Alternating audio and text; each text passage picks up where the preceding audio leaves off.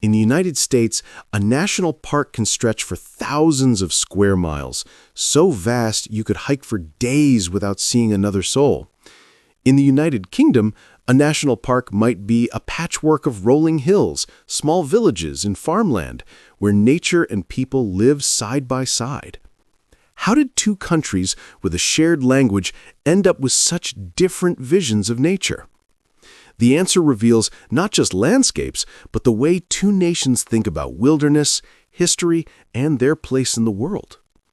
In the United States, national park means grandeur on a scale that's hard to imagine. Yellowstone, the first national park in the world, is larger than the entire country of Cyprus. Yosemite, Grand Canyon, Denali, they're not just parks, they're wilderness kingdoms. This isn't by accident. The U.S. was built on the idea of the frontier, vast, untouched landscapes that defined its early identity. In the 19th century, leaders like Theodore Roosevelt and naturalists like John Muir pushed for preserving huge swaths of land for the benefit and enjoyment of the people. That meant keeping them wild, protected, and mostly empty.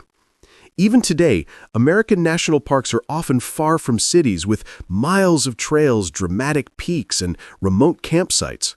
They're places to escape civilization, not coexist with it. And culturally, they reflect the American spirit, freedom, exploration, and the love of open space. Cross the Atlantic, and the British idea of a national park feels almost like another world. Here, a park isn't about untouched wilderness, it's about landscapes shaped by people over centuries.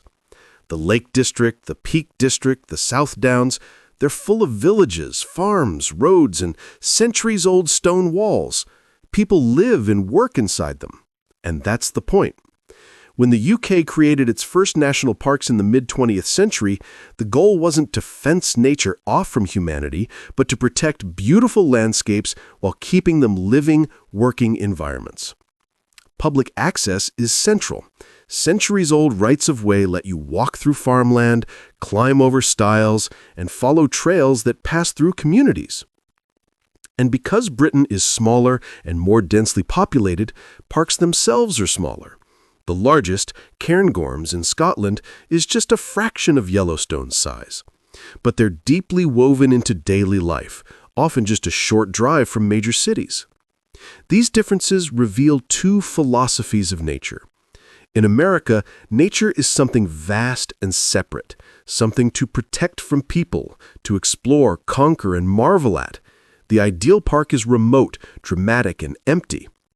In Britain, nature is something to share with people, shaped and lived in over generations.